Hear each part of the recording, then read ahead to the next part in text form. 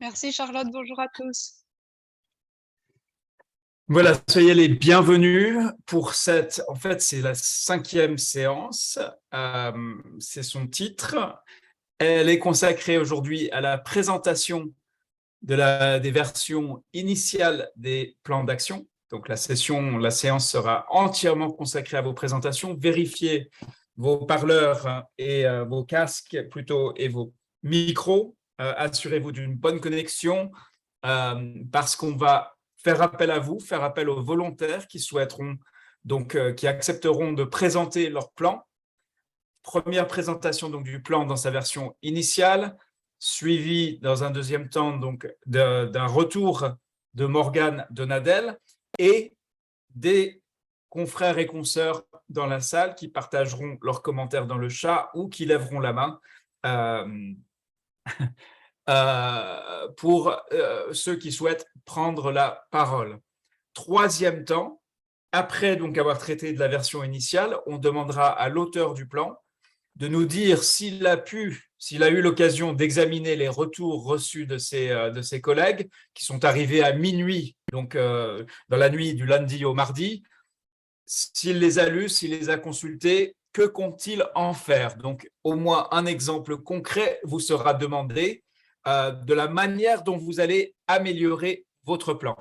Donc là, je vais partager non pas des diapositives, mais on va aller directement dans le vif du sujet sur Telegram. Donc, bien sûr, j'espère que vous avez tous installé cette application au moins pendant la durée de la formation.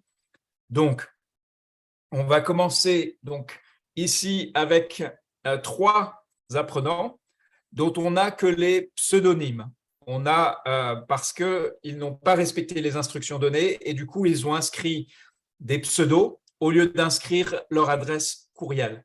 Donc, ils doivent, si vous reconnaissez dans cette première liste, donc ici, eh bien, vous devez impérativement remplacer le pseudonyme avec le courriel utilisé lors de votre candidature et je vous encourage, en tout cas dans le cadre de nos formations, d'être attentif aux instructions données.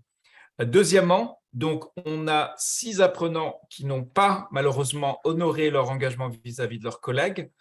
Et du coup, les revues par les pairs qu'ils n'ont pas complétées mettent à risque jusqu'à 17 confrères qui ne pourront pas, le cas échéant, terminer la formation. Donc, Fanjana Valonirina n'a terminé aucune des 3 revues qui lui ont été demandées. De même pour Kamgia Gifo Hubertine Flore, Massangue Ouattara, Ntonga Bekolo, Robert Lama et Sarata Diaby. Il va sans se dire, bien sûr, qu'ils ont ainsi compromis leur propre éligibilité à la certification. On va expliquer le cas de figure pour ceux qui sont concernés, de ceux qui ont reçu zéro, une ou 2 revues au lieu des 3 qui ont été distribuées. Donc, ensuite, donc ça, c'est important de le dire. Maintenant, il y a, et c'est impressionnant, 91 scolaires qui ont réussi à déposer 3 revues par les pairs dans les temps. Alors, attention, donc vous avez la liste complète qui est ici en ordre alphabétique par prénom et vous avez surtout, ne loupez pas les 3 étapes que j'essaie de surligner ici.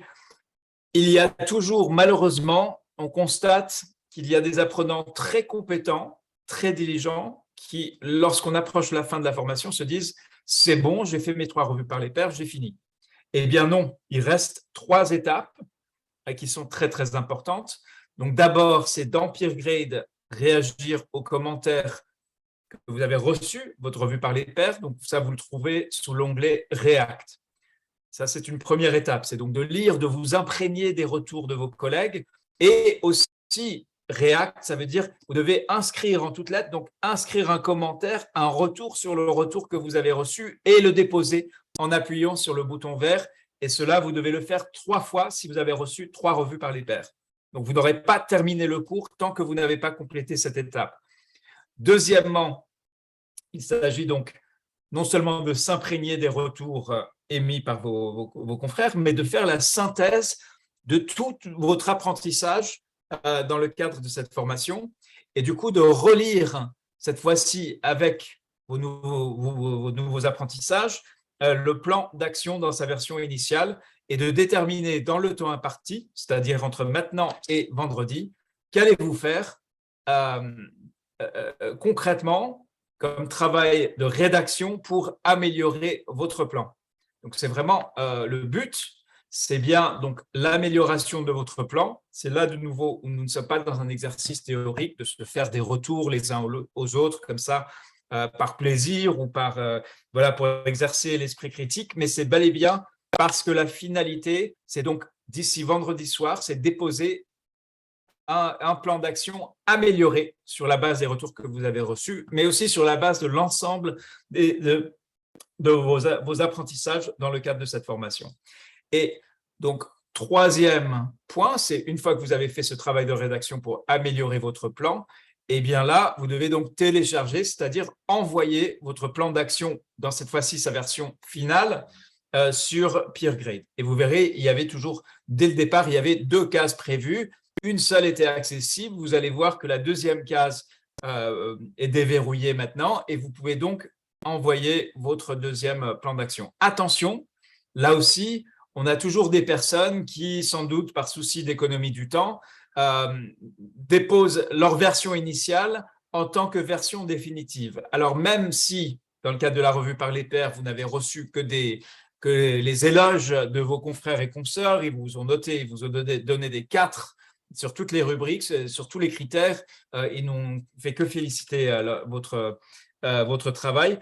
Il y a des améliorations à faire. Et en moyenne, on s'attend à ce qu'il y ait au moins une révision de l'ordre de 10% du contenu qui va être donc altéré par les améliorations que vous apportez. On vérifie le cas échéant pour comparer votre version initiale. Si elle est identique à votre version définitive, eh bien, vous perdez de nouveau la qualification pour la certification. Après, même si vous avez franchi toutes les étapes, il y a des contrôles de qualité, ce qui veut dire qu'on voit par exemple des gens qui font des copier-coller ou qui déposent des documents où clairement ils n'ont pas répondu aux critères, il n'y a pas de réel travail. Donc, lorsqu'on se rend compte de cela, bien sûr, on peut du coup informer, devoir se retrouver dans une situation où on se doit d'informer certains apprenants. Ils ont effectivement respecté les délais, les critères formels, mais ils n'ont pas fait le travail qui était demandé. Alors, Louinzia Abissam vous demande si on peut changer le défi ou l'objectif. Alors, cela dépend, c'est entre vos mains. Si vous avez 3 relecteurs qui vous disent votre défi, votre objectif sont tout faux et vous font des propositions concrètes et ils sont meilleurs que celles que vous avez pu imaginer par vous-même, pourquoi pas envisager un changement de cette ampleur? La réelle question, c'est s'agit-il d'une réelle amélioration? Amélioration pour vous, puisque la finalité de cette formation, c'est d'arriver dans une situation où on se tourne vers, vous allez pouvoir mettre à profit ce plan d'action dans le cadre de votre travail quotidien. Donc, c'est vraiment cela. Alors, donc voilà un petit peu pour le préambule. Maintenant, vous allez voir qu'on a donc un compte à rebours de 5 minutes qui va apparaître, qui va apparaître bientôt. Je vais vous expliquer pourquoi. Donc, la totalité de la séance, une fois ces quelques explications données, sera consacrée à la présentation des plans d'action par les apprenants. Donc, une séquence en 3 temps. Un premier temps, présentation du plan d'action. Préparez votre fichier Word ou alors demandez-moi de le partager à l'écran pour vous. Les deux sont possibles. Deuxième temps, le retour des experts associé au retour des confrères et consoeurs des apprenants.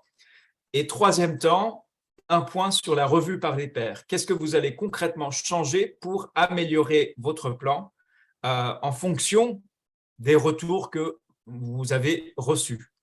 On vous demandera bien sûr si vous avez bien eu le temps de prendre connaissance de ces retours, sinon c'est urgent de le faire puisque ces retours fondent votre travail d'amélioration qui doit être déposé vendredi au plus tard de nouveau avec un délai où aucune prolongation n'est possible. Et on constate d'ailleurs, le paradoxe, c'est qu'on a de meilleurs résultats en termes de taux de complétude dans le cadre d'un processus sans prolongation, alors que dans les cours de niveau 1 où on accorde des prolongations, on se retrouve avec moins de gens qui terminent au final que les proportions qu'on voit dans cette formation de niveau 2. Donc, pour Alpha Oumar Mansaré qui nous dit la connexion n'est pas stable, donc pour l'enregistrement audio, cela va de soi. Je vais juste installer donc, le compteur. La nouveauté, c'est pour la présentation. On va vous demander de faire une présentation synthétique, donc un résumé de votre plan d'action. Pour vous encourager en ce sens, eh bien, donc, on va partager, je crois qu'il y a… Oui, ah non, c'est pas ça. Voilà. Donc, vous allez voir s'afficher un compte à rebours de 5 minutes. Chaque présentateur ou présentatrice aura donc 5 minutes pour résumer son plan en le montrant à l'écran. Et ensuite, la discussion, voilà, on entrera en matière dans la discussion. Bien sûr, les experts pourront poser leurs questions s'ils n'ont pas eu ce dont ils ont besoin pour faire un retour, voilà, pour leur permettre de faire le retour nécessaire. Donc, je fais maintenant appel au premier présentateur ou à la première présentatrice. Donc, il suffit d'aller sur le petit icône réaction, le petit smiley, et donc de cliquer sur lever la main. Et voilà, Jean-Noël vient de prendre les devants.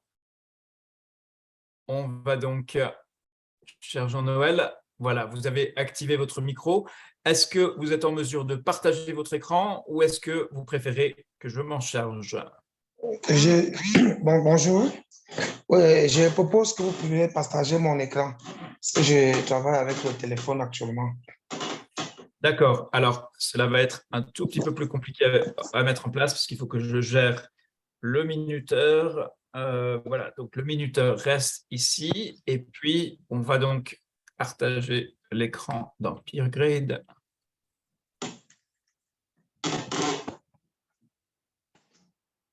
Ici.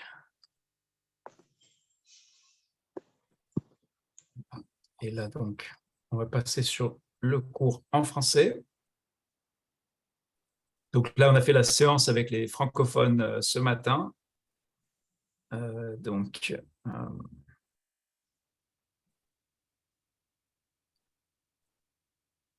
Voilà.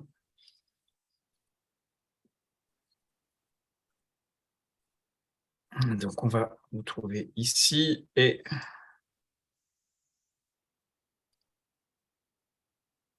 accéder donc à votre compte pour permettre de récupérer votre…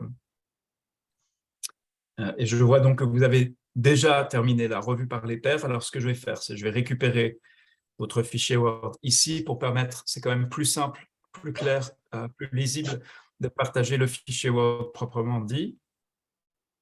D'accord. Donc là, en principe, on a ce qu'il faut. Donc du coup, là, je vais basculer le partage d'écran et on va pouvoir commencer. Donc votre plan porte sur l'amélioration de la qualité des données générées par le système de surveillance. Oui. Voilà, donc là, je démarre je vais mettre en spotlight, voilà, le compte à rebours. Vous avez 5 minutes, c'est à vous. OK, merci à tous et merci Arida pour cette présentation. J'ai pris sur moi d'améliorer la qualité des données qui sont générées par le système de surveillance. Je voudrais qu'on aille directement au niveau du défi.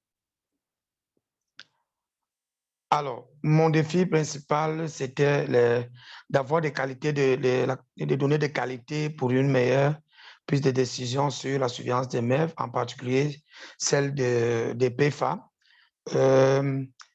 Et comme le contexte pour moi, c'est que je vais utiliser le personnel de qualité, j'ai des points focaux surveillance dans toutes les formations sanitaires des districts et même de la région, j'ai des gestionnaires de données et nous avons un coordonnateur de programme au niveau régional. En ce qui concerne le système d'information, nous avons entre autres la collecte, l'analyse des données, la validation des données issues des fiches d'investigation, les attitudes des données renseignées, la complétude de la politique des données, l'utilisation des formulaires de notification, l'utilisation des tableurs Excel et Access, l'utilisation des ressources humaines qualifiées et l'utilisation du DHS2 pour la collecte de données et analyse, sans oublier l'archivage et surtout la retour d'informations aux formations sanitaires. En termes de recherche, il y a la création du partenariat avec les autres institutions et il y a l'intégration de la surveillance, la documentation sur la recherche et beaucoup plus la communication en faveur de la recherche qu'il faudra améliorer. Et en termes d'implication de financement durable, il y a l'implication insuffisante de l'État dans le financement des activités. On pense que si l'État met un peu de moyens, on pourra améliorer. Et il y a la création d'un cadre d'availabilité au niveau local, la mise en œuvre de financements basés sur les performances et la recherche d'autres partenaires pour le financement de la surveillance. Comme objectif, c'était d'améliorer la cohérence des données rapportées dans les différentes bases de données que nous avons à notre niveau pour avoir des données de qualité. Comme plan d'action, si on peut avancer. Alors, sur le plan, nous avons pensé en première intention comme premier élément, ce qu'on ne peut pas agrandir, comme je dois sur le téléphone, c'est la formation du personnel. Il faut véritablement qu'on forme le personnel au remplissage des fiches de notification parce que nous avons un souci. Si la fiche n'est pas complètement remplie, nous pouvons déjà avoir des problèmes sur la qualité des données que nous avons rapportées. Comme deuxième action, c'est d'avoir des gestionnaires de données, former des gestionnaires de données qui vont mieux comprendre ces données-là et les analyser afin de déterminer où se trouve le problème sur les informations que nous avons partagées. Donc, et ça, c'est, on pense que si nous formons ceux-là qui rapportent les données et nous formons les gestionnaires de données, il est possible que les données qui sont partagées soient des données de qualité. Maintenant, lorsque nous avons partagé les données, nous avons analysé les données. Il est maintenant normal pour que nous organisons ce que nous appelons une réunion d'harmonisation des données au niveau régional avec les districts de santé qui ont partagé afin de mieux les mettre en œuvre, de découvrir où nous avons des données aberrantes ou alors des données incohérentes qui vont permettre désormais que ces structures-là améliorent les données et afin que ce que nous avons puisse être facilement utilisable pour prendre des décisions meilleures.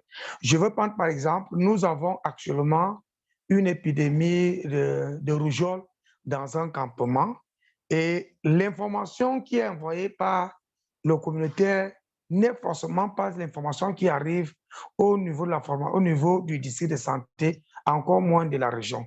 Donc, or, si nous utilisons les mêmes fiches d'information et que ces fiches d'information sont complètement remplies et bien remplies, nous sommes sûrs qu'on va avoir la bonne information. On peut établir une liste linéaire qui va nous amener à faire une investigation réelle et à la fin avoir un résultat normal qui puisse nous permettre d'agir et de stopper l'épidémie. Voilà en gros ce que j'ai reçu. J'avoue que j'ai eu 3 revues de pairs qui m'ont permis véritablement de comprendre que j'ai encore quelques éléments à ajouter. Et c'est ce travail que je suis en train de faire actuellement là pour pouvoir partager la version finale d'ici demain. Je vous remercie. Merci beaucoup, Jean-Noël Otumesinde. Donc, on va, vous êtes dans les temps en plus.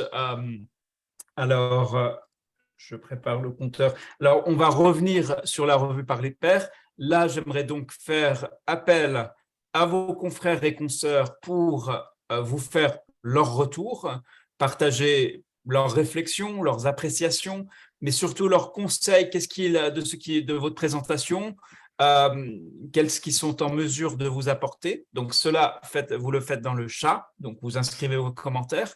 Et puis, donc, on va commencer, donc, on va se tourner vers les experts pour entendre à l'oral leurs commentaires, leurs réactions, leurs questions pour Jean-Noël Otumesinde.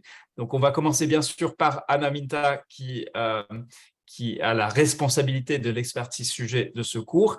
Et après, donc, on verra ces premiers commentaires seront complétés. Alors, j'ai du mal à… Voilà. demander à Anna d'activer son micro, seront complétés par ses collègues, donc Morgane Donadel et Louis Rosenkrantz du CDC américain. Anna, bienvenue, bonjour, on vous écoute.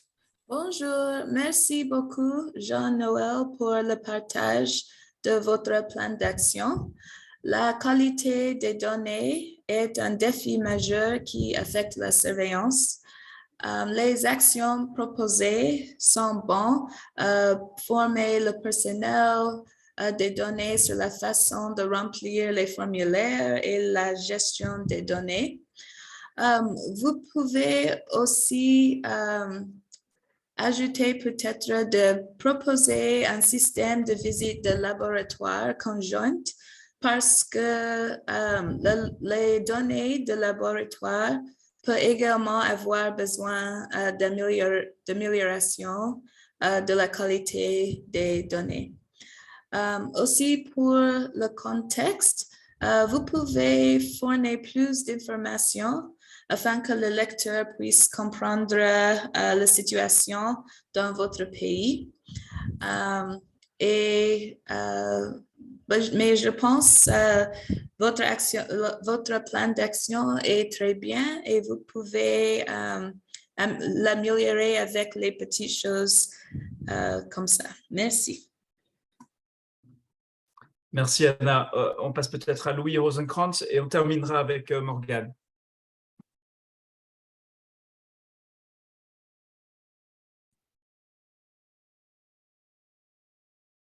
Et on vous écoute, Louis. Votre micro était activé, mais on ne vous entendait pas. Et bien sûr, on vous demande bien sûr de faire le lien, de faire le lien avec la nouvelle stratégie, avec donc l'objet de cette formation. Louis semble avoir des difficultés, donc on va se tourner donc vers Morgane. Oui, merci Jean-Noël d'avoir présenté votre plan d'action. Je partage l'avis de ma collègue Anna Minta concernant les ajouts des données de laboratoire qui peuvent être intéressantes en effet pour avoir un meilleur aperçu, une meilleure compréhension de vos données de surveillance dans le pays. Concernant votre objectif, il serait aussi important de peut-être rajouter de quelle base de données vous faites référence. J'imagine que c'est aux bases de données de surveillance, mais si vous pouvez, disons, préciser ça, ce serait intéressant. Et également, le niveau administratif à laquelle vous faites référence. J'imagine encore une fois que c'est à tous les niveaux, vu que vous parlez bien sûr d'actions au niveau des districts, dans l'amélioration du remplissage des fiches de surveillance, mais d'investigation. Donc, si vous pouvez préciser cela, ce serait intéressant et notamment lorsque vous parlez de vos actions, qu'on comprenne bien à quel niveau vous souhaitez faire cette formation du personnel. Est-ce que c'est au niveau des districts, des établissements de santé, au niveau de vos provinces ou de vos régions? Voilà, ça nous permettrait de voir si c'est vraiment des actions ciblées au niveau de certaines régions géographiques qui posent problème ou si c'est sur toute l'étendue du pays. Voilà, est-ce que vous avez identifié dans votre contexte certaines régions ou certaines zones géographiques qui posaient problème ou est-ce que c'est sur l'ensemble du territoire? Donc ça serait important de le préciser dans votre plan, je pense. Voilà, dans tous les districts, je vois l'action 3, vous précisez que toutes les formations à tous les niveaux de la pyramide sanitaire. D'accord. Donc c'est sur l'ensemble du territoire. Et donc, dans votre contexte, comme l'a dit ma collègue Anna Minta, si vous pouvez préciser dans votre contexte un peu mieux ce qui vous a permis de faire ce constat. Voilà, est-ce que vous avez des rapports qui indiquent ou est-ce que vous avez fait des analyses vous-même qui indiquent qu'il y a défauts en termes de qualité des données, de surveillance, j'imagine. Est-ce que voilà, vous avez intégré vos données de laboratoire dans vos analyses qui vous permettent d'avoir ce constat-là, qu'il y a un manque de qualité des données? Est-ce que vous faites régulièrement des revues et vous faites des rapports auprès de vos districts qui vous permettent de faire ce constat? Un autre exercice qui pourrait être intéressant de faire, non pas simplement regarder vos données de surveillance, mais vous pouvez regarder vos données de surveillance, bien sûr, à la lumière de vos données de laboratoire, mais aussi peut-être à la lumière de vos données de couverture, voilà, et de stock en vaccin. Ça vous permettrait de comprendre pourquoi peut-être il y a des pics il y a des clusters qui apparaissent, peut-être des pics, des flambées, des pics épidémiques. Est-ce que c'est des problèmes d'approvisionnement en vaccins dans certaines structures? Est-ce que voilà, est-ce que la qualité des données qui pose problème, est-ce que c'est vérifié avec d'autres sources de données ou est-ce que c'est uniquement les données de surveillance qui font défaut?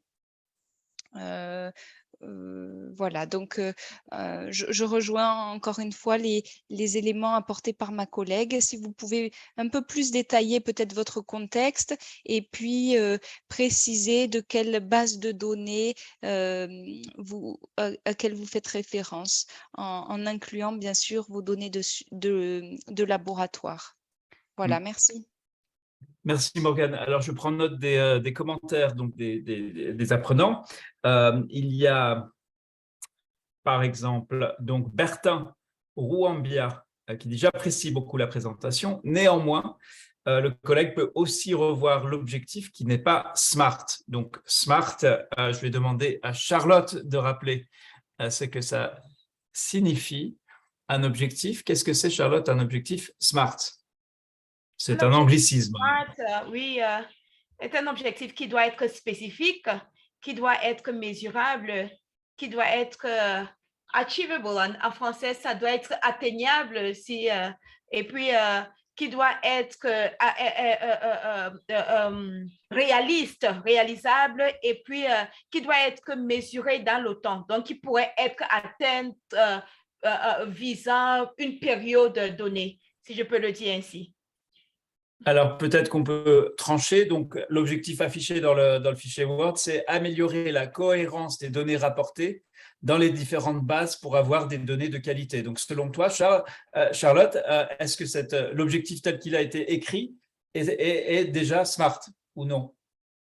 Moi, je pense que on peut dire moyennement. Ce qui peut manquer, peut-être, c'est une cible, donc peut-être que de quel niveau à quel niveau. Mais là, c'est quelque chose qui est peut-être difficile à mesurer, mais aussi en termes de temps. Donc, peut-être c'est ce qui pourrait manquer d'ici quelle période ça va prendre combien de temps pour arriver à améliorer cela. Donc, moi, je me dis, c'est ces deux éléments-là qui ont peut-être manqué, mais le temps utilisé, donc le verbe d'action y est. Donc, du coup… D'accord. Et alors, Blaise Assoumani Kantamba soulève un autre aspect. Il dit « Les 5 aspects de surveillance des MEV proposés dans le modèle du plan d'action ne prend pas vraiment compte du Covid-19, qui a pourtant eu un impact important sur les autres maladies évitables par la vaccination. Je travaille sur la surveillance Covid-19, nous dit Blaise, et j'ai besoin également d'aborder le triage, qui est un aspect incontournable dans la surveillance de cette maladie. Puis-je ajouter cet aspect à la version finale ?» Et alors, Nathalie Koundibouanga dit, elle pense que l'objectif et les actions de ce plan sont déjà SMART, car la qualité des données oriente les bonnes décisions pour les décideurs. Jean-Noël donc explique qu'il va revoir le contexte et surtout ressortir les différentes bases de données ainsi que la partie du plan. Pour Brahima Traoré, il manque le temps et le lieu. Et donc, je vais me retourner vers, on connaît les experts du CDC comme grand spécialiste du SMART, Morgane. Est-ce que vous êtes en mesure de trancher que doit faire Jean-Noël pour avoir un objectif qui soit donc spécifique, mesurable, atteignable, réaliste et fixé dans le temps? Merci merci de me donner la parole. Est-ce que vous pouvez remontrer l'objectif? Voilà. Alors, améliorer la cohérence des données rapportées dans les différentes bases pour avoir des données de qualité. Donc là, je pense qu'il serait bien de le rendre un peu plus spécifique en précisant de quelle base de données vous parlez.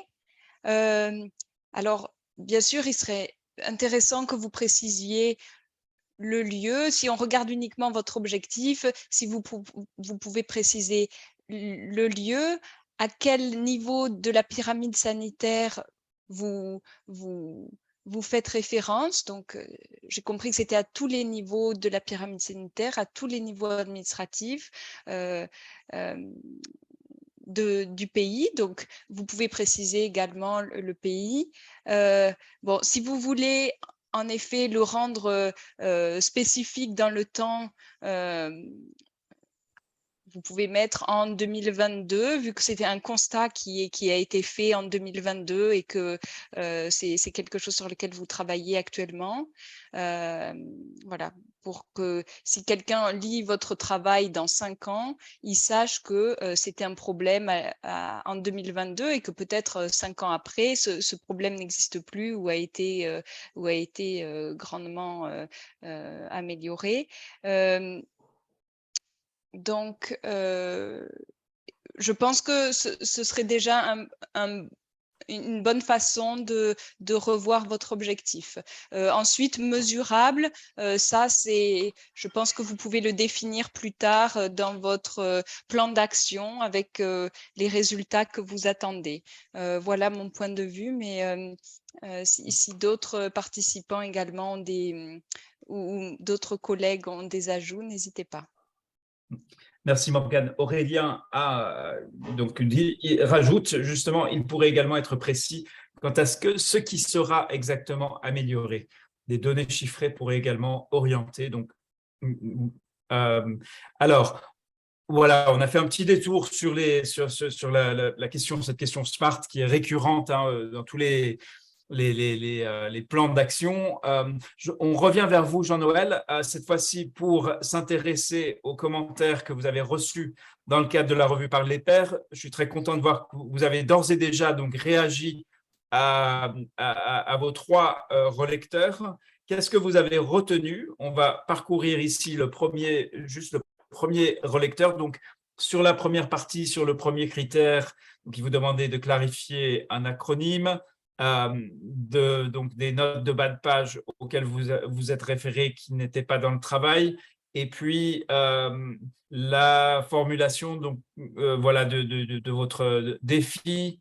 Après sur le contexte, donc là ce premier relecteur a estimé qu'il nécessite une amélioration importante en vous demandant de détailler le contexte et de vous appesantir sur un élément tout en expliquant les autres. Je vais m'arrêter là. Jean-Noël, qu'avez-vous retenu des commentaires reçus de vos relecteurs, et pouvez-vous donner un exemple concret d'une amélioration que vous allez apporter à la version définitive de votre plan d'action, puisque je rappelle la finalité de cette formation, c'est donc de déposer un plan d'action amélioré de manière significative au plus tard vendredi soir. Ah, je crois qu'on a perdu Jean-Noël. Non. Jean-Noël, est-ce que vous êtes là? Votre micro est activé, mais on ne vous entend pas. En tout cas, moi, je ne vous entends pas. Ah. Merci pour la parole donnée. Véritablement, lorsque j'ai lu le retour des pairs, j'ai pris note et j'ai compris que j'avais beaucoup de choses à revoir, déjà au niveau du contexte, et je crois que tout le monde est revenu dessus tout à l'heure, de réexpliquer un peu mieux, montrer aux uns aux autres ce que je compte réellement faire. Donc, je vais revoir au niveau du contexte qui va permettre de mieux comprendre ce que je voudrais faire dans mon plan d'action. Également, tel que je le disais, j'ai commencé déjà à revoir mon objectif et qui a été demandé d'être smart. Ça, là, je le fais déjà et merci à tous ceux qui ont pu apporter des éléments pour améliorer mon travail. Parce que ça, on ne peut rien si on n'a pas le retour des autres. Au départ, je pense que j'avais tellement bien travaillé, mais si je reçois des retours, ça démontre que mon travail est important et que si jamais je le réussis, il pourrait également être utilisé dans d'autres pays pour en ce qui concerne la qualité des données. Donc, voilà ce que je peux dire en ce qui concerne le retour des pairs. Merci. Merci, merci Jean-Noël. Alors, on va poursuivre avec une deuxième présentation d'un plan d'action. Donc, je vois donc 2 mains levées. Le premier, donc, c'était Garilus France. Garilus France, suivi de Mabiboy Caming. Donc, on va retenir, donc on va noter les noms. Voilà, Garilus France, c'est à vous. Vous allez me dire si vous souhaitez partager vous-même votre écran ou si vous souhaitez que je m'en charge. Garilus, alors elle a main levée mais ne répond pas, donc peut-être que c'est une erreur. Oui, je suis là. Ok, formidable. Rappelez-nous qui vous êtes, où est-ce que vous travaillez et dites-moi si vous êtes en mesure de partager votre écran ou si vous souhaitez que je retrouve votre projet. C'est au choix. Non, c'est justement un commentaire que j'ai sur la présentation. D'accord, Alors, on vous je suis écoute. Garilus France d'Haïti. Je travaille au ministère de la Santé au niveau central. Donc, je suis statisticien épidémiologiste. Je travaille surtout dans l'analyse des données et de concert avec la direction d'épidémiologie dans le cadre des MEF. Très bien. Et Garilus, quel était votre commentaire donc, concernant le projet de Jean-Noël? Justement, parlant de la qualité des données, donc, il y a des éléments qui sont nécessairement qu'il faut prendre en compte. La qualité fait référence à l'exactitude des données, à la promptitude. Il y a aussi un élément clé, c'est l'utilisation des données. Donc, on ne peut pas parler de qualité sans parler de l'utilisation des données, car c'est en utilisant les données qu'on va pouvoir améliorer effectivement les données. On va voir les faiblesses et comme ça, on pourra donc améliorer au fur et à mesure. Donc, je ne vois pas cet aspect dans le travail donc, de notre collègue. D'accord. Très bien, merci pour ce commentaire. Alors, si vous n'êtes pas prêt pour présenter votre plan d'action, on va aller au suivant, donc à Mabiboy Canning. Vous allez me corriger, vous allez m'indiquer la prononciation de votre nom. Mabiboy Caming. Reda, si je peux me permettre. Oui. Oui, je voulais simplement dire à quel point je partage l'avis de Monsieur Garilus France et à quel point je pense que le plan d'action de Jean-Noël serait bien plus pertinent en rajoutant une action en effet sur l'importance de la sensibilisation à l'utilisation des données auprès du personnel, sur toute dans toute à tous les niveaux de la pyramide sanitaire. Je pense qu'en effet, je rejoins l'avis de Monsieur Garilus France. Sans une utilisation des données, c'est vrai qu'on ne peut améliorer la qualité des données. C'est un cercle vertueux qui fait que quand on commence à utiliser de plus en plus les données, ça nous permet de participer à la qualité des données. Voilà, merci. Merci beaucoup, Morgane. Alors, Mabiboy Canning, vous avez de nouveau désactivé votre micro, donc je vous demande de l'activer à nouveau et vous allez me dire donc si vous souhaitez partager votre écran, allez-y, ou alors si vous souhaitez que je retrouve votre projet et c'est moi qui m'en charge. Merci beaucoup. Bonjour, messieurs et dames. Je m'appelle Caming Mabiboy, je suis infirmier diplômé d'État. Je travaille au CMS Djidjolé, donc je vous présente les activités du CMS Djidjolé. Donc, je crois que mon écran est déjà partagé. Tout à fait. OK, merci Alors, beaucoup. je démarre. Le compteur est à 5 minutes. C'est parti. OK. Donc, j'ai travaillé sur améliorer la détection et la déclaration des maladies évitables par la vaccination en matière de surveillance des maladies et riposte au CMS de Djidjaolé. Donc, mon défi en matière de surveillance des maladies évitables par la vaccination, c'est améliorer la détection et la déclaration des cas de maladies évitables par la vaccination dans le CMS d'ici juin 2023.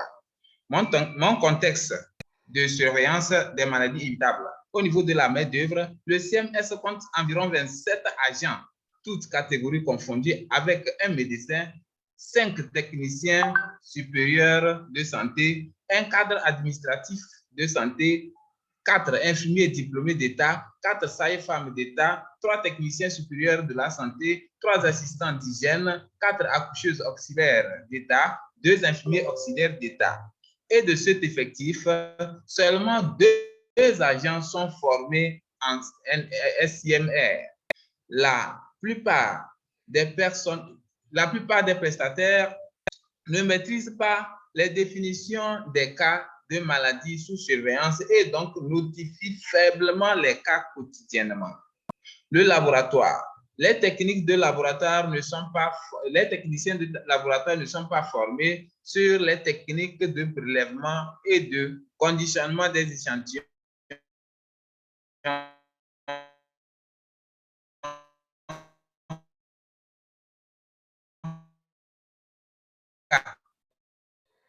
notifiés. Le prélèvement aussi n'est pas vraiment bien traité avant de l'acheminer. Au niveau des systèmes d'information, les informations sur les maladies sous surveillance épidémiologique sont rapportées de manière hebdomadaire au point focal du district, mais en cas de détection d'un cas, le responsable de centre est immédiatement informé et s'assure de la conduite à tenir. Alors, au niveau des financements durables, on peut dire que le centre s'autofinance pour la réalisation des stratégies avancées en matière de vaccination. Il faut noter ici l'accompagnement des partenaires internationaux tels que Alliance Gavi, Fonds mondial, UNICEF, etc. Et l'État pour disponibilité, les vaccins et les renforcements de capacité des prestataires. Bon, je vais directement au niveau des actions concrètes pour atteindre mon objectif. Nous avons planifié 3 actions à mener. La première action, il faut assurer le briefing des prestataires de soins dans la semaine du 25 au 31 juin 2022, c'est-à-dire après juste cette formation, nous allons assurer le briefing des prestataires de soins dans le centre de santé de Djidjaolé. Donc, nous allons voir au niveau des résultats, on va voir le renforcement des capacités, bon, à quel niveau? Établissement de soins, c'est-à-dire que dans le CMS, les personnes, ça concerne le personnel du CMS Djidjaolé et le point focal district SMIR, et puis les ressources, c'est les ressources existantes. Tous les prestataires du CMS Djidjaolé maîtrisent les médicaments. Au niveau des résultats, nous allons voir que les prestataires de soins du CMS Djidjaolé doivent maîtriser donc les maladies évitables par la vaccination. Les risques, il y a la motivation du personnel qui est là. Au niveau du deuxième action, il y a la disponibiliser les définitions opérationnelles des cas et des fiches de notification des cas à chaque poste de consultation du CMS Djidjaolé, semaine du 25 au 31 juin 2022. Juillet, excusez-moi. Donc, ça, c'est que nous allons disposer les fiches afin que lors de la consultation, si quelqu'un a oublié la définition des cas, il peut peut-être jeter un coup d'œil pour voir de quoi il s'agit. Au niveau de l'action 3, il faut évaluer une fois par mois les connaissances des prestataires du CMS Djidjaolé en matière des mers. Donc, ça, nous voulons parler de renforcement des capacités, de la supervision et autres. pour ne pas trop monopoliser la parole, je crois que je m'arrête ici. Merci beaucoup. Merci donc de vous être là dans les temps. Merci pour ce survol de votre plan d'action. Donc, j'invite de nouveau les apprenants à réagir, partager donc leurs commentaires, questions, réactions, appréciations par rapport à ce travail qui vient de nous être présenté. Et puis, de nouveau, on va se tourner vers les experts de l'OMS et du CDC.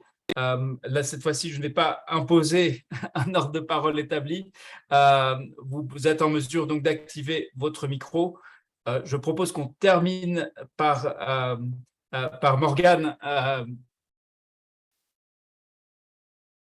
Mais sinon, c'est à vous d'activer. En principe, vous devez être en mesure d'activer vos micros. Donc, il s'agit de Anna, Louis Rosenkrantz et Morgane. Oui, Anna. Oui, merci beaucoup, Mabi Boy, pour la présentation de votre plan d'action. Le contexte de la main-d'œuvre a été utile pour comprendre le défi et l'objectif que vous présentez. Les actions de formation du prestataire de santé et de ajouter les définitions des cas sont des actions concrètes.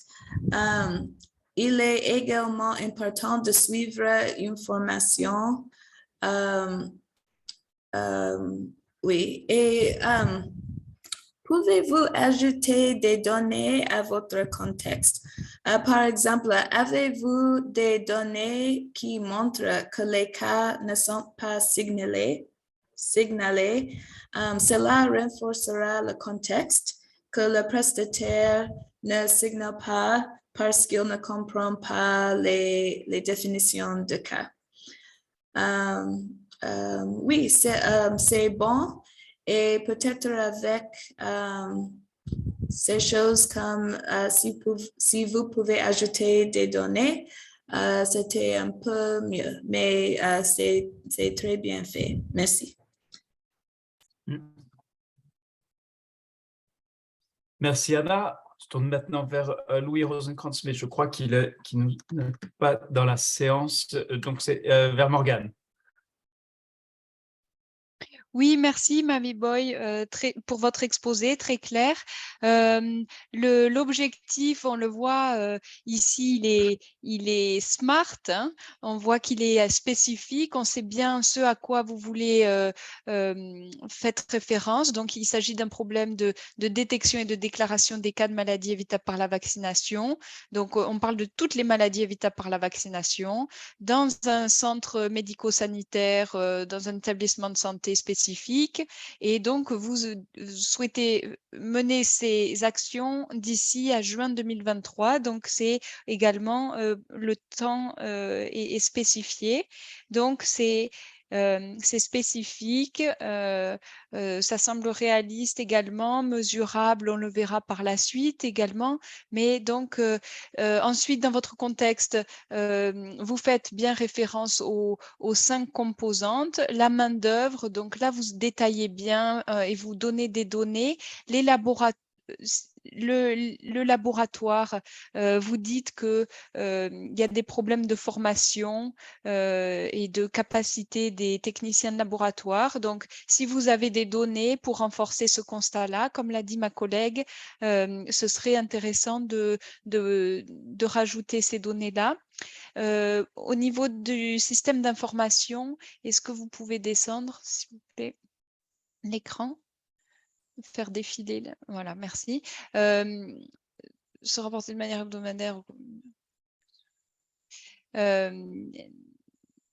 Donc, là, il ne semble pas qu'il y ait vous ne soulevez pas vraiment de problème au niveau des systèmes d'information. C'est juste un constat de comment le flot des données se réalise. D'accord, un relais hebdomadaire au point focal. Donc, ça semble être bien en place. OK. Et ensuite, en termes de recherche et de financement, vous dites qu'il y a il y a des problèmes également. Donc, je rejoins ma collègue vis-à-vis de si vous pouvez rajouter des données pour appuyer vos constats au niveau du contexte, ce serait intéressant. Et en termes d'actions à mettre en œuvre, donc on voit bien que vos 3 actions que vous proposez font référence vraiment à la main-d'œuvre. Vraiment, c'est des actions ciblées qui sont également smart. Hein, vos actions, elles sont bien inscrites dans le temps, elles sont mesurables. Vous souhaitez évaluer la capacité du personnel. Donc ça, c'est très bien. Ces 3 actions, elles sont très concrètes. Est-ce que vous pouvez préciser peut-être le briefing, sur quoi le briefing vous proposez qu'il soit? Voilà, que ce soit spécifié dans votre action. Même si vous nous l'avez dit à l'oral, peut-être que vous pouvez écrire 2-3 mots sur le contenu de votre briefing. Et puis, est-ce que vous avez des actions à proposer pour les défis que vous avez rencontrés au niveau des laboratoires? Alors, il semble que vous ne travaillez pas au niveau du laboratoire, mais est-ce que peut-être que si vous avez fait ce constat-là, comme quoi il y avait des défauts de capacité, peut-être que vous pouvez solliciter vos collègues au niveau des laboratoires ou organiser une discussion avec vos collègues de laboratoire pour peut-être chercher à mettre en œuvre des briefings là aussi pour chercher à mettre en place des formations, faire remonter ça à vos supérieurs comme étant un point, disons, un défi pour la réalisation de votre travail au jour le jour. Donc ça, il serait intéressant que vous fassiez remonter cette information comme quoi il y a des défis au niveau du laboratoire et je comprends que vous n'êtes pas en mesure de mettre en place vous-même des actions, mais peut-être vous pouvez contacter vos collègues au niveau des laboratoires ou contacter votre supérieur comme étant un problème à travailler ensemble, à améliorer. Voilà, c'est tout pour moi. Merci beaucoup. Merci beaucoup. Merci Morgane. Alors, des commentaires des apprenants. Blaise, alors je regarde.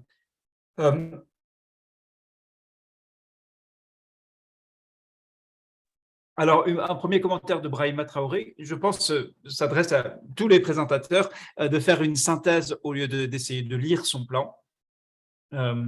Deuxièmement, donc Damien et d'autres partagent leurs félicitations pour cette présentation. Une question pratique de Brahima Traoré, donc est-il nécessaire de garder les encadrés dans le plan final? Non. Cela doit pouvoir tenir sans justement ces encadrés jaunes qui servaient d'indication pour vous donner des indications, bien sûr, en vous encourageant à vous référer à la rubrique. Nobila Albert Ouedraogo note un défi similaire. Donc, il a particulièrement apprécié la présentation. Louisa a aimé l'objectif et l'a trouvé très spécifique. Blaise Assoumani, quand en bas, de nous livre un commentaire détaillé. Donc, il nous dit « Je félicite des actions vraiment spécifiques au travail du collègue et assez réalistes, donc limitées au niveau du centre de santé, donc du CMS. Le défi devrait évoquer un obstacle à la bonne réalisation du travail. Nous avons presque tous tendance à le remplacer par une sorte d'objectif. Aussi, à ce niveau, vous pouvez déjà avoir une idée du nombre de prestataires à former dans l'action 1 que j'ai grandement aimée. Bravo, dit Blaise. Ensuite, Emmanuel Kibambe dit « L'objectif améliorer la détection me semble moins quantifiable, d'autant plus qu'on manque de repères en termes de baseline et de cibles à atteindre. Le verbe améliorer me paraît subjectif pour l'évaluer. » J'entends la voix de David Kofi ou de François Gass sur ce genre de verbe générique ou difficile à quantifier. Boukari Ouedraogo, j'aurais préféré que le défi soit formulé comme une insuffisance à combler. C'est un bon travail, bravo. Et enfin, Donc, une question, je l'imagine, une question pratique. Je lis tous ces commentaires parce qu'ils ne se figureront pas dans l'enregistrement. Donc, pour ceux qui vont regarder l'enregistrement ou ceux qui veulent revoir, c'est important d'en faire la lecture, même si cela peut être un peu fastidieux. Louisa nous dit, est-ce qu'après la formation, nous pourrons avoir accès à tous les plans? Car en fait, nous sommes dans les mêmes problèmes, sauf que les spécificités des lieux changent. Donc, ça peut toujours nous aider. On en a discuté, je crois que c'était avec les anglophones. On va voir justement avec Anna et ses collègues comment mettre à disposition. On a même proposé peut-être que les apprenants, ce groupe, pourrait faire une présentation à l'occasion d'un Teach to Reach, donc des événements trimestriels organisés par la fondation. Donc voilà pour les commentaires reçus jusqu'ici. Alors, on va maintenant passer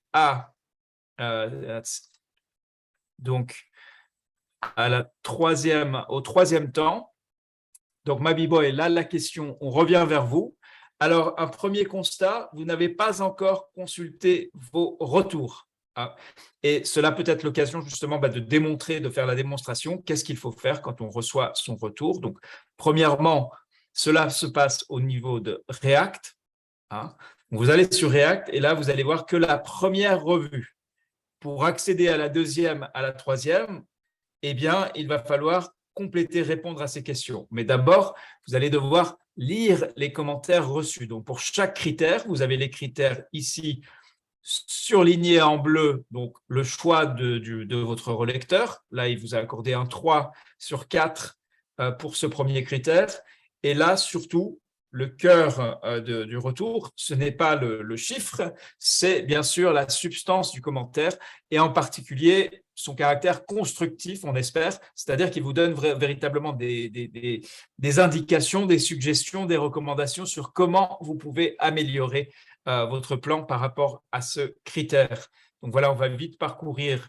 Donc, à vous donc d'en faire la lecture. C'est important de prendre le temps. Si vous appréciez un commentaire, vous mettez un like. C'est exactement comme sur Facebook ou autre.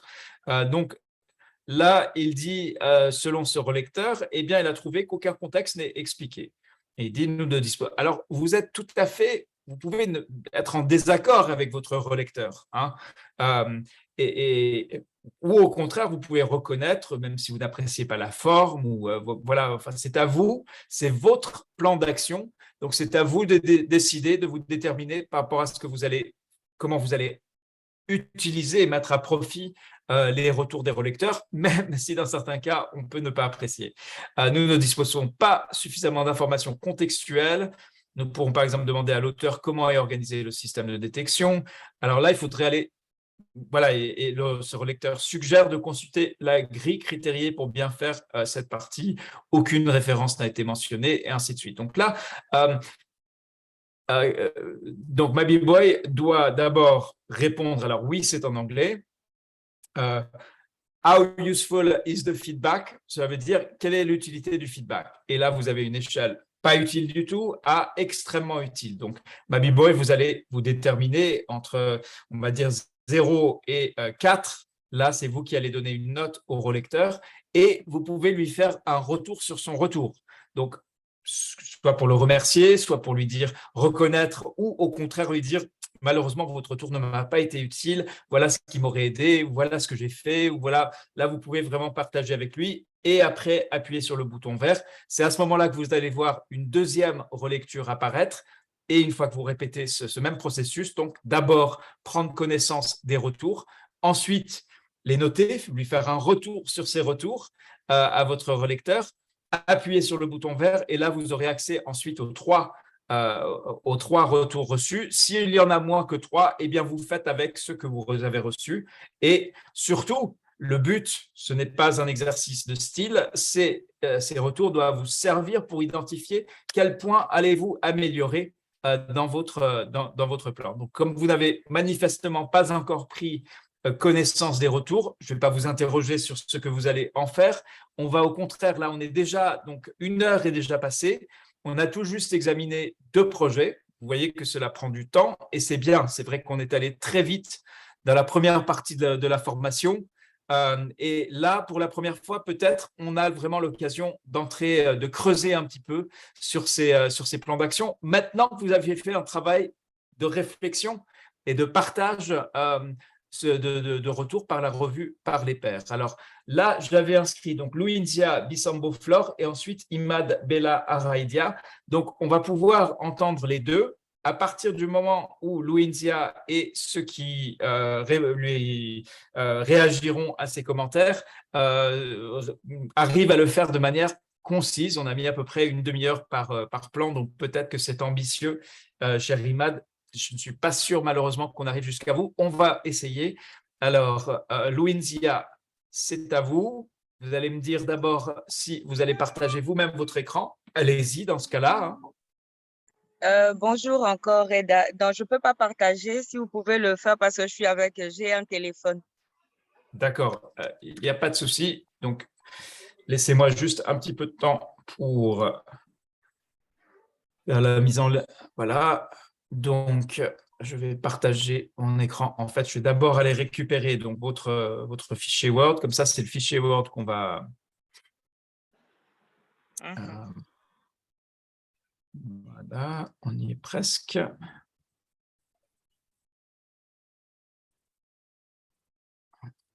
Et puis après, on va afficher donc le compteur pour le compte à rebours. Et là...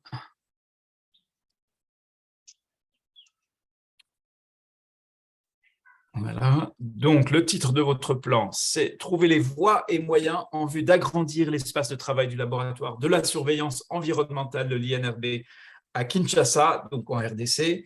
Vous êtes chargé de la surveillance environnementale.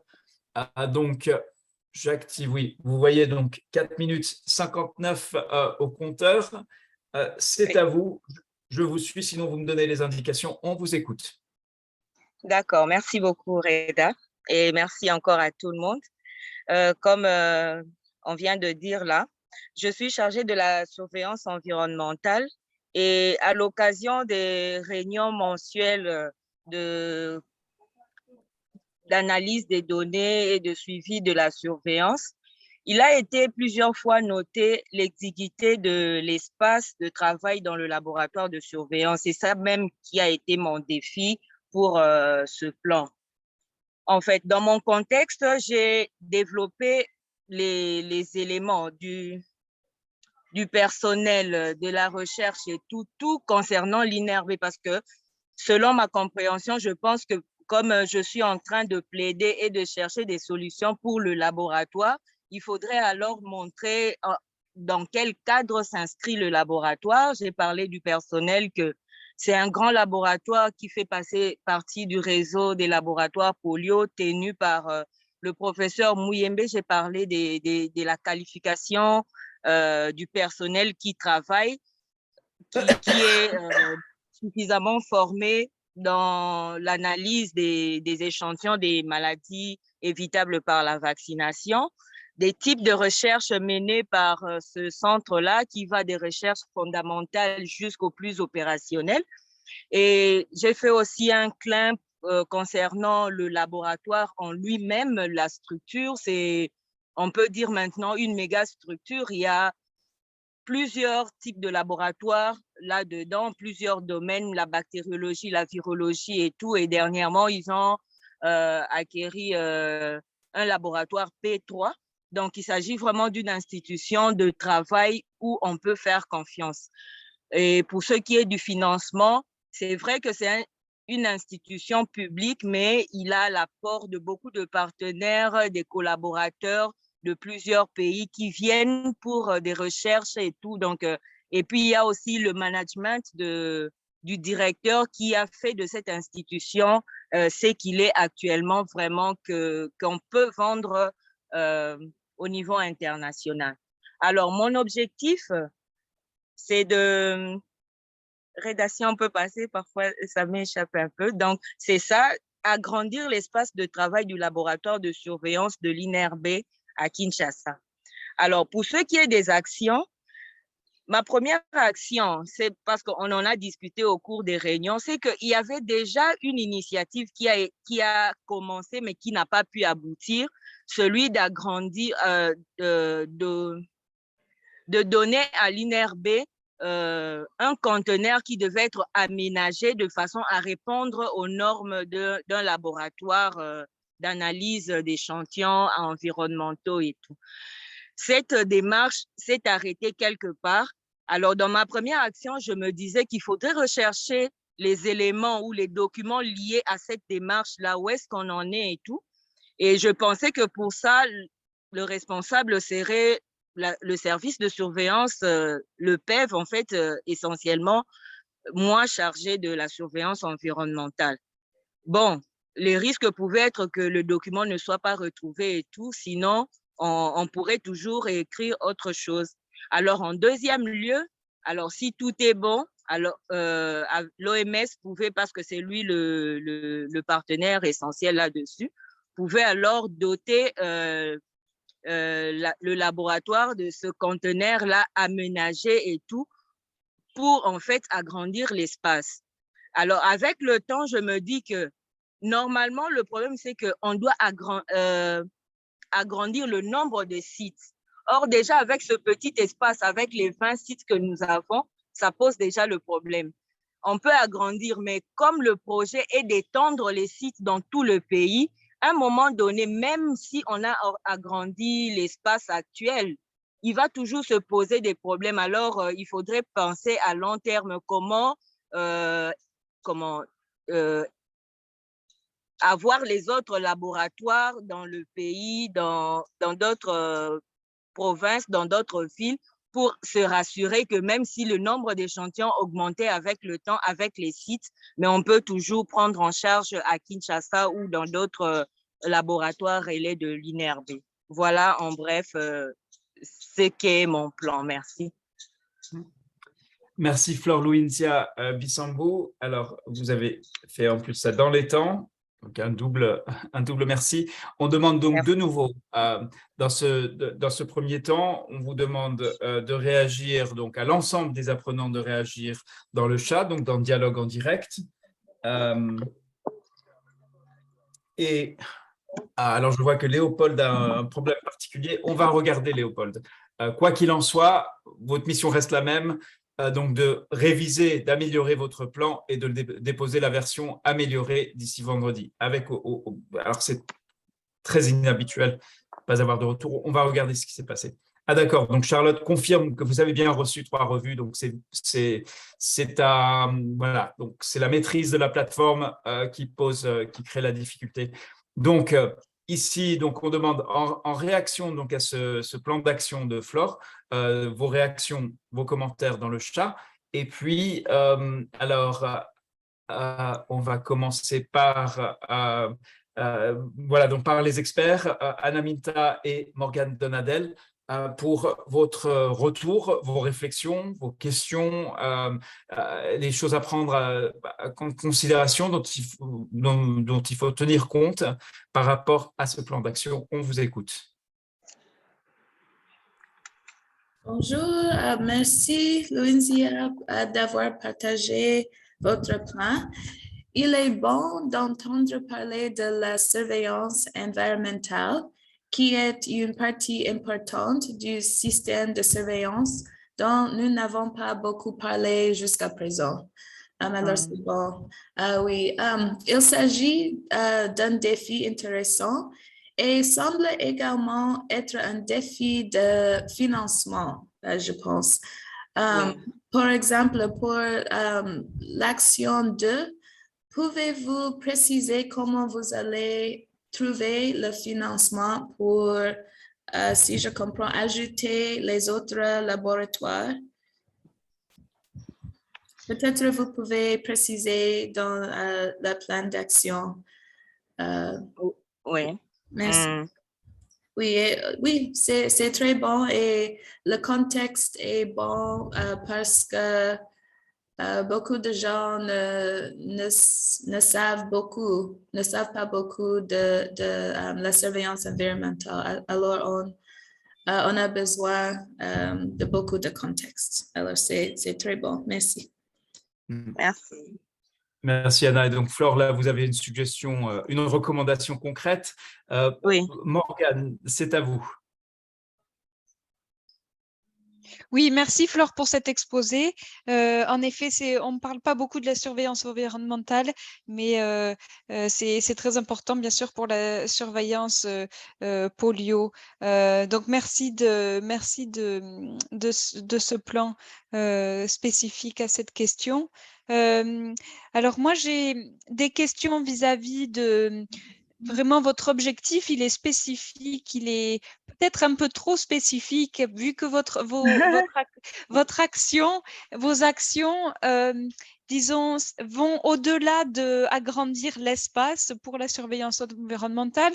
Vous parlez de renforcer également, de décentraliser l'activité au niveau des laboratoires de niveau 2 à Lubumbashi et à Goma.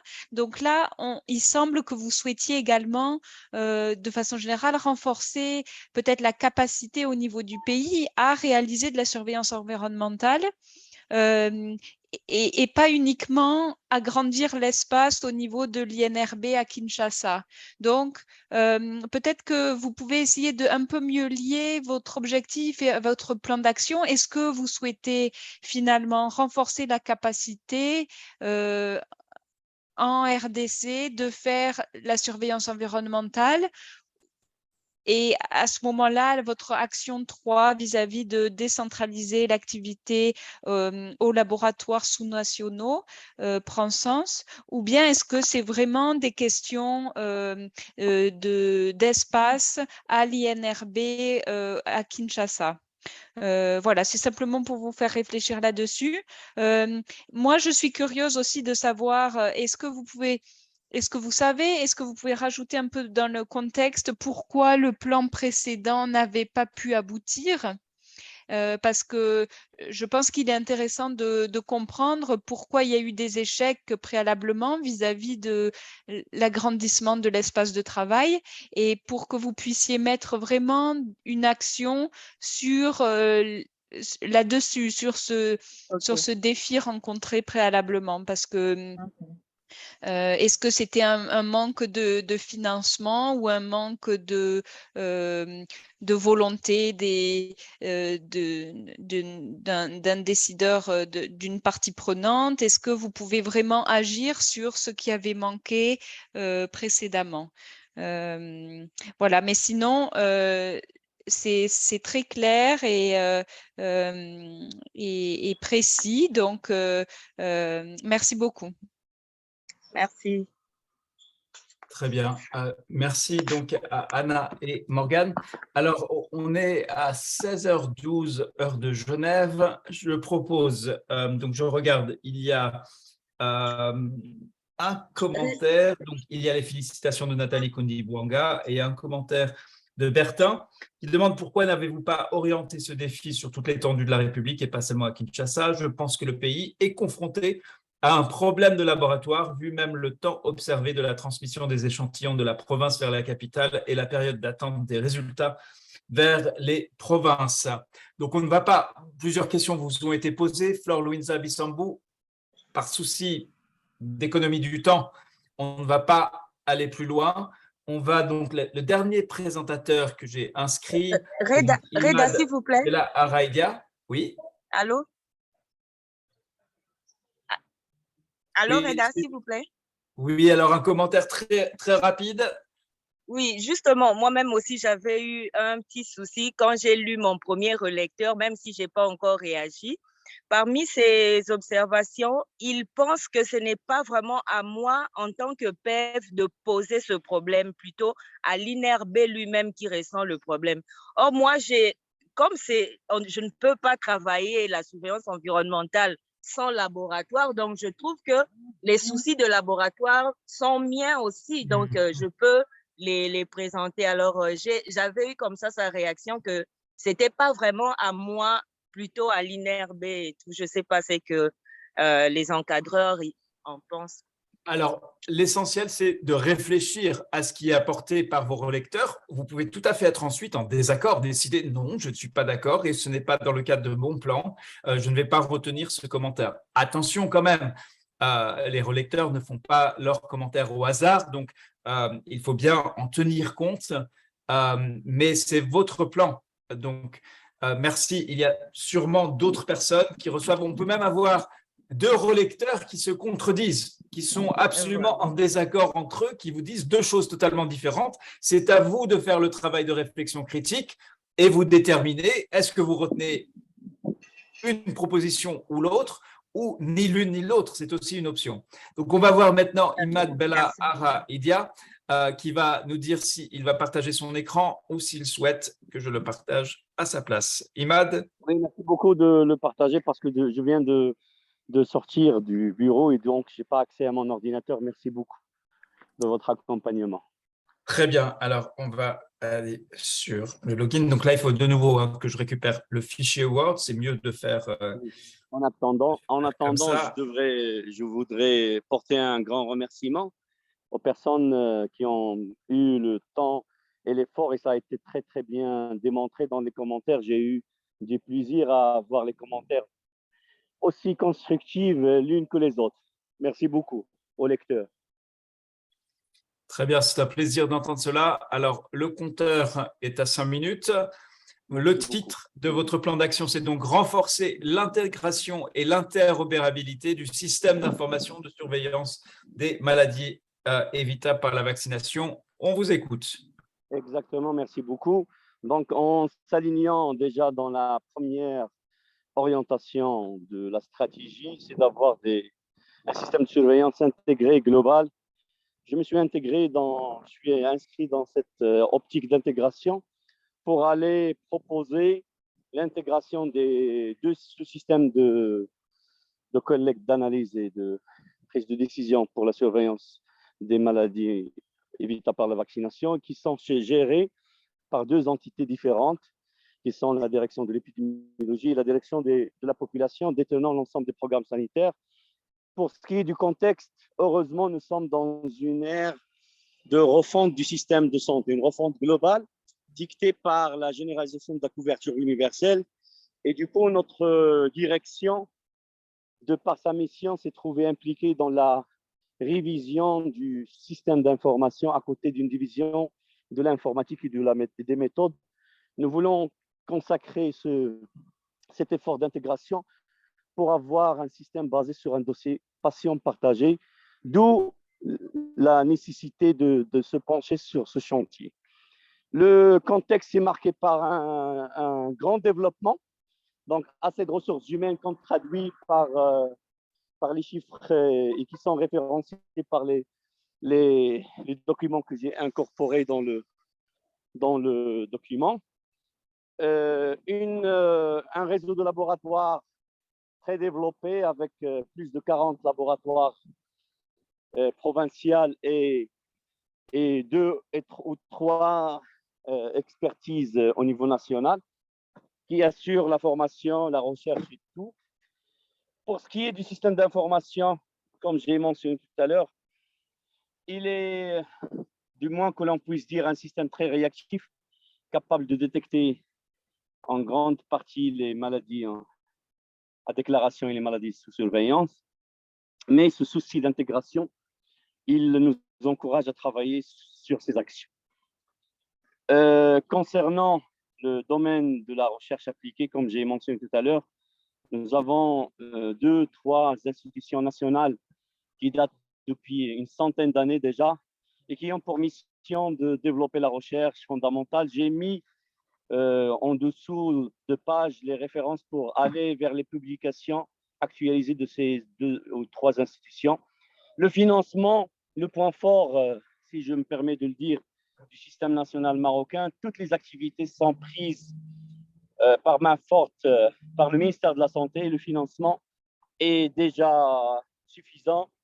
Il y a des activités de recherche, de la formation qui sont inscrites avec les partenaires techniques et financiers, très remerciés de leurs efforts et qui contribuent à l'amélioration de ce système de surveillance. L'objectif principal, c'est de concevoir un système d'information sanitaire digital intégré et interopérable avec les autres secteurs, notamment le privé, qui fait défaut pour le système de déclaration actuel. Cet objectif est très faisable, très réaliste, très réalisable, dans la mesure où le chantier a déjà commencé avec la promulgation de la loi cadre pour la refonte du système de santé et comme un des 4 piliers la conception du système d'information digitale d'ici 2023 au niveau national. J'ai inscrit 3 activités qui ont trait directement au périmètre d'activité de notre direction et 2 d'entre elles sont directement liées à mes responsabilités dans le service où je travaille.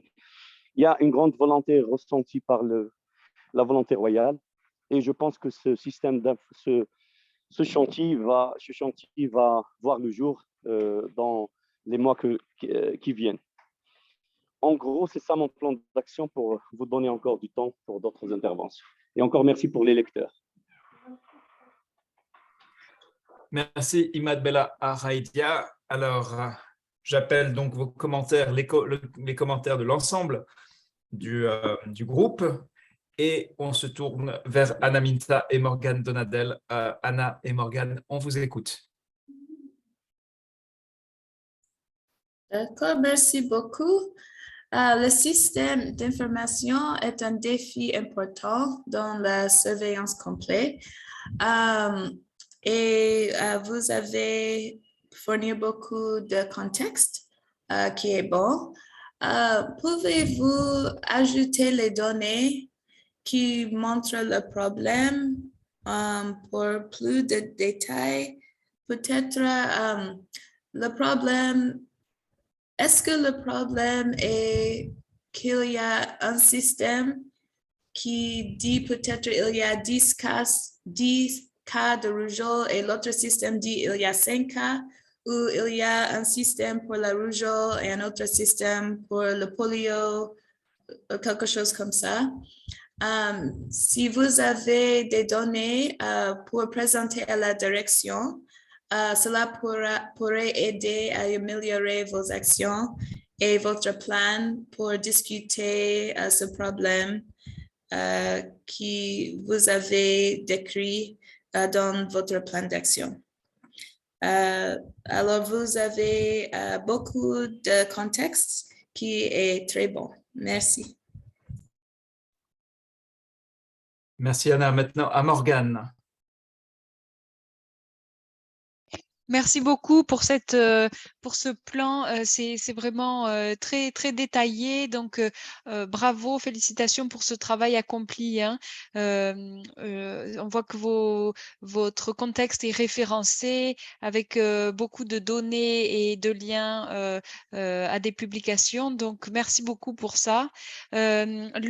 L'objectif est également donc bien spécifique. On sait que ça pose problème, bien sûr, dans de nombreux pays d'intégrer les données de tous les secteurs qui travaillent en santé, que ce soit le secteur public ou privé. Et donc c'est un très bon sujet de travailler là-dessus. On n'a pas pu lire, bien sûr, tout le contexte, mais c'est vrai que si on pouvait ressortir le défi, je vois au niveau de ce paragraphe qu'il pourrait être amélioré en termes d'intégration. Donc est-ce que, par exemple, vous pourriez qualifier quel est le système existant pour le système public et quel est le système existant pour le système privé et à quel point, disons, ces systèmes, disons, sont... à quel point ces systèmes et ces données, vous avez une visibilité sur ces 2 systèmes, disons. Est-ce que vous, à votre niveau, vous avez accès aux données du secteur privé ou est-ce que vous n'avez pas accès et donc c'est un réel problème? Quel est le niveau aussi de collaboration du secteur privé avec le secteur public à échanger leurs données? Disons, quel est le défi actuel sur le partage, l'inclusion des données du secteur privé avec le public pour vraiment comprendre à quel niveau réside le problème. Est-ce qu'il y a un échange de données déjà à l'heure actuelle ou est-ce que vous n'avez aucune visibilité sur ces données? Est-ce qu'il va y avoir un travail également, disons, de collaboration, de sensibilisation du secteur privé à l'importance de cet échange de données à réaliser, ou est-ce que ce travail est déjà effectué et le secteur privé est en accord avec l'approche et le dossier de patients partagés? Donc ça, ce serait peut-être important à préciser pour essayer de comprendre à quel niveau réside le défi. Et pour bien comprendre que les actions que vous menez, il n'y a pas forcément de problème de coordination entre les deux secteurs et que ce travail a déjà été réalisé et que c'est uniquement un problème, disons, technique de mise en place d'un système où les deux types de les deux bases de données soient intégrées. Voilà, c'était ma principale préoccupation. Mais encore une fois, bravo pour ce travail très détaillé et fourni, hein. Merci beaucoup. Merci, merci Morgane. Alors, Nobila Albert-Ouedraogo nous dit merci aux experts. On voit que les données sont importantes dans le contexte. On fera l'effort d'illustrer nos descriptions par des données dans le contexte. Voilà. Alors maintenant, troisième temps donc, de la présentation et ce sera la fin de la clôture de cette séance. Imad, on revient vers vous. Donc, vous avez bien reçu et vous avez déjà relu et réagi aux commentaires de vos 3 relecteurs. On va parcourir brièvement juste pour le premier relecteur, donc qui a trouvé que votre défi, un défi important, le défi que vous avez décrit est bien important dans la surveillance et qu'il expliqué de manière claire et concise. Et il vous dit le défi est bien fait, félicitations pour le document. Je vous suggère de faire sous forme de tableau les forces, faiblesses, menaces et opportunités pour chaque composante. Sur alors le contexte, eh bien là, il a jugé que vous avez fait un excellent résumé, un contexte très bien fait. Alors de nouveau, il y a toujours cette difficulté, même quand on trouve un travail excellent, est-ce qu'on peut quand même formuler quelque chose qui pourrait être encore mieux? Ça peut être plus difficile qu'un travail où on voit tout de suite 25 façons de l'améliorer.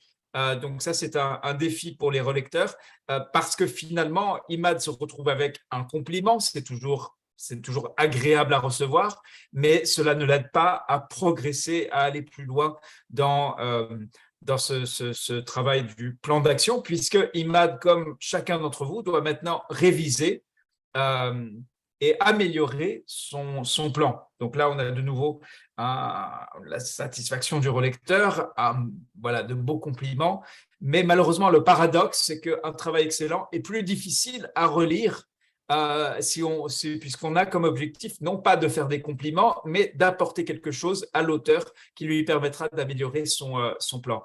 Imad, donc je vous demande qu'est-ce que ces commentaires des relecteurs vous ont apporté et donnez-nous un exemple concret de quelque chose de précis que vous allez faire pour améliorer votre plan d'ici vendredi. Merci beaucoup. Donc déjà, en essayant de répliquer rapidement et d'apporter quelques informations que je vais essayer d'intégrer dans le plan d'action. Par rapport aux données qui sont recueillies par les 2 directions, ils ne sont pas dupliqués, mais ils sont éparpillés. La DELM, il incorpore un service qui reprend toutes les données de surveillance, mais il lui manque les données des activités du programme de vaccination et d'autres programmes qui devraient alimenter la surveillance, parce que la surveillance, ce n'est pas la détection et la déclaration seulement, mais tout le système intégré. Par rapport au secteur privé, il y a une entière collaboration du secteur privé. Le problème qui réside, comme a très bien signalé notre experte, c'est de l'ordre des techniques. Il nous faudra un effort d'interconnexion et d'interopérabilité avec ce système qui a été déjà développé auparavant. Pour ce qui est de commentaires, je vous rejoins dans un point essentiel. J'étais ravi de voir ces compliments, mais je n'ai pas eu beaucoup de propositions d'amélioration. Et je recommande de façon globale et générale de pas commencer par ce compliment, mais d'aller dans les propositions. J'ai apprécié la troisième intervention, la troisième relecture. Il m'a donné des pistes d'amélioration en termes d'organisation, en termes de façon de réorganiser mon plan d'action. Je vais essayer d'y travailler dans ces 2 journées. Il y a beaucoup de propositions très concrètes et je vais essayer d'en prendre considération. Merci beaucoup.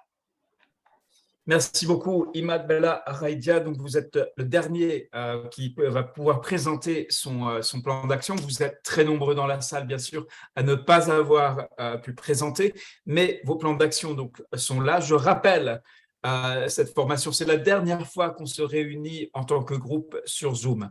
Mais alors, attention, il y a toujours quelques personnes qui font l'erreur fatale suivante, et je la souligne pour vous permettre de l'éviter. L'erreur fatale est de conclure que la formation est donc terminée et que vous n'avez plus d'autres obligations au regard du cours. Ce n'est absolument pas le cas. Au contraire, il vous reste donc 3 étapes. Je vais demander à Charlotte de rappeler quelles sont ces 3 étapes, même si là, on dépasse le temps imparti. Mais c'est tellement important, si vous avez fait l'effort nécessaire pour arriver jusqu'ici, de ne pas louper le coche simplement parce que, voilà, à la fin de la formation, on se dit, bon, bah, ça y est, c'est fini, je peux relâcher un petit peu. Charlotte, quelles sont… d'accord, je viens de voir le message de Charlotte. 3 étapes. Voilà, Charlotte, quelles sont donc ces 3 dernières exigences de la formation? Ok, merci beaucoup, Reda. Ce que j'aimerais souligner, c'est la première des choses, vous devez réagir aux commentaires de vos pairs.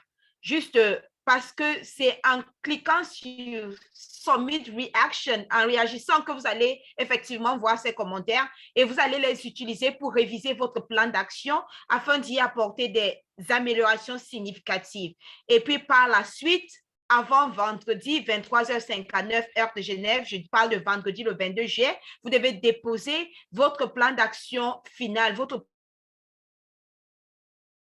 plan d'action amélioré sur PeerGrid. Déjà, PeerGrid est déjà ouvert, donc vous pouvez déjà déposer la version améliorée de votre plan d'action. Et lorsque vendredi va passer, vous aurez une dernière chose qu'on va vous demander de faire, c'est de déposer une sorte de rapport définitif de la formation qui est comme une sorte d'évaluation de cette formation pour partager avec nous comment vous l'avez apprécié, votre expérience et comment peut-être que dans l'avenir, nous pouvons améliorer. Merci, Reda. Voilà, tout à fait, Charlotte. Donc, je rappelle, votre travail, c'est vraiment de déposer un plan qui est amélioré par rapport à votre version initiale. Dans certains cas, on va vérifier. Et si on constate que c'est le même plan que la version initiale, eh bien, malheureusement, cela vous disqualifie de la certification. Le but, c'est vraiment de progresser. Pour les experts, s'ils souhaitent apprécier quelle a été votre progression dans la formation, eh bien, ils vont regarder la version initiale et la version finale, ou en tout cas la deuxième version que vous allez déposer d'ici vendredi, et cela permet d'apprécier votre progression. En l'absence d'amélioration, on ne peut que conclure que vous n'avez pas progressé. Donc, effectivement, donc, il y aura, donc, même après le dépôt de la version, de cette deuxième version, eh bien, il y aura donc ce questionnaire que vous allez recevoir par mail, et là aussi, cela fait partie de ce qui est requis pour la certification. Voilà, en tout cas, bravo. On a vu donc une très grande performance au niveau du processus, aux experts d'apprécier la qualité, mais je pense qu'on les a entendus aujourd'hui aussi dire un certain nombre de choses. Et puis, merci pour cette participation, pour cet engagement et bien sûr à l'OMS pour ce partenariat. C'est aujourd'hui, donc je crois que c'est la 32e ou 33e cohorte que nous menons donc avec l'OMS depuis 2016. Je reconnais quelques anciens ainsi que des nouveaux qui sont dans la salle. Donc j'espère que ces formations sont utiles et j'espère qu'elles seront suivies d'effet. La dernière chose qu'on va faire, c'est donc je vais vous demander à tous et toutes donc d'activer vos micros, ce qui nous permettra de se dire au revoir tout en gardant l'objectif privé sur vendredi. Oui, au revoir à tous. Au revoir à tous. Merci pour cette Il y a une question. information. Merci. Bye bye. Au revoir, au revoir, au revoir. Il y a une question. Au revoir et merci. Merci, Adada. Il y a une question. Au revoir. La question, je vous renvoie sur Telegram. Ça va être un peu... Je l'ai posée sur Telegram. Je l'ai posée sur Telegram. Mais je n'ai pas eu la réponse. La question est sur le chat, mais je n'ai pas eu la réponse. Au revoir. Au revoir à Allô? tous. Allô, Charlotte? Allô? Oui, c'est quoi votre Au question? revoir à tous. Au revoir. Oui, j'ai demandé. Merci beaucoup. Allô, Madame Charlotte. Allô? Oui, Sadam Ibango, oui, il y aura un certificat. C'est pour ça qu'on a parlé de certification OMS Scolaire. Donc, il y aura un certificat. Vous aurez des informations par rapport à cela après vendredi. D'accord, merci. Merci beaucoup, Charlotte. Au plaisir.